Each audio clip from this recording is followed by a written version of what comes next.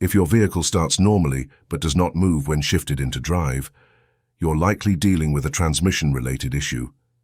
This problem is widespread in automatic transmissions and can range from something as simple as low transmission fluid to more serious internal mechanical failures.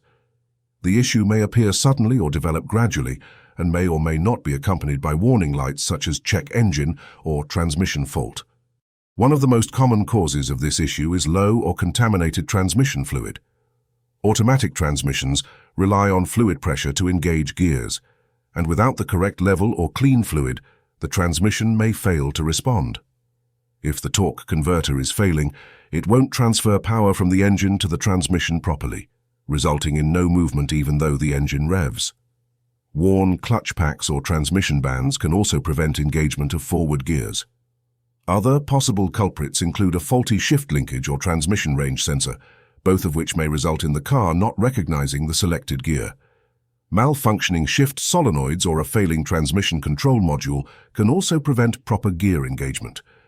In more severe cases, internal mechanical damage such as a broken valve body or gear train may be to blame.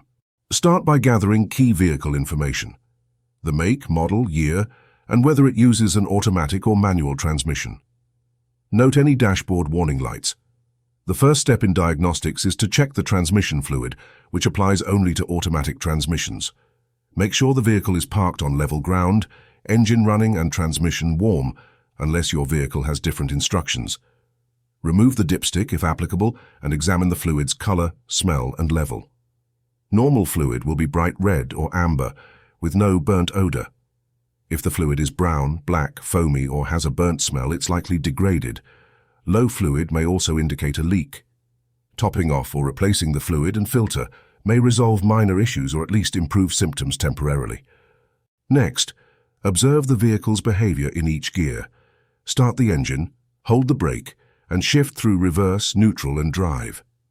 Note whether the vehicle moves in reverse but not in drive, or doesn't move in any gear. If the vehicle moves in reverse but not drive, this often points to a failure in the forward clutch or a solenoid responsible for the drive gear. If no gear works at all, the issue could be a failed torque converter or complete loss of internal pressure. In a manual transmission, lack of movement in any gear typically points to a failed clutch or disconnected linkage.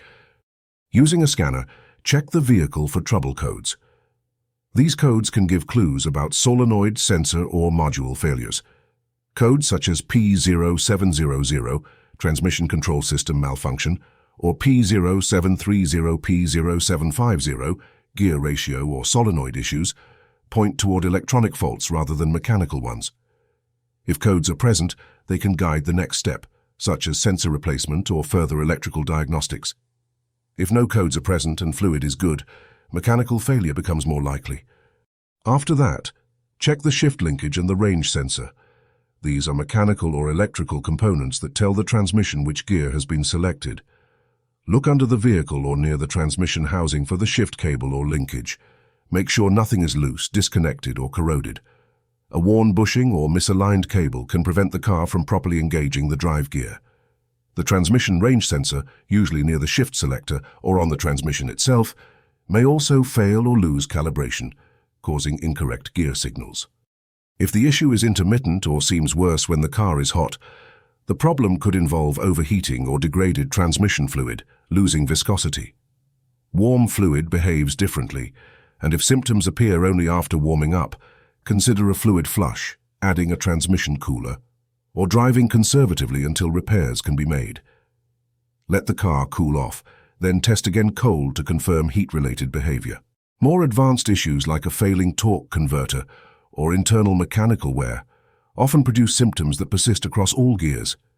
For example, if the engine revs but the car barely moves in any gear, or if the vehicle lurches slightly before slipping back into neutral, the torque converter is a likely suspect. Repairing this typically requires transmission removal and professional service. Expect costs from $400 to $900 for a torque converter replacement, and $1,500 to $4,000 or more for a full transmission rebuild, depending on your vehicle. If your vehicle has a manual transmission and the issue is similar, engine runs but doesn't move when a gear is selected, it may be the result of a worn-out clutch, broken pressure plate, or failed hydraulic clutch system. Pay attention to how the clutch pedal feels. If it travels all the way to the floor with little resistance, you may have a failed master or slave cylinder or a leak in the clutch hydraulic line. It's important to know when to stop and get professional help. If the fluid smells burnt or contains metal shavings, if there are transmission control module faults, or if the vehicle won't move at all even after a fluid check, then continuing to drive or test the vehicle could cause further damage. Additionally, if the car begins to move unpredictably or the issue gets worse, you should call a tow and consult a qualified transmission specialist immediately.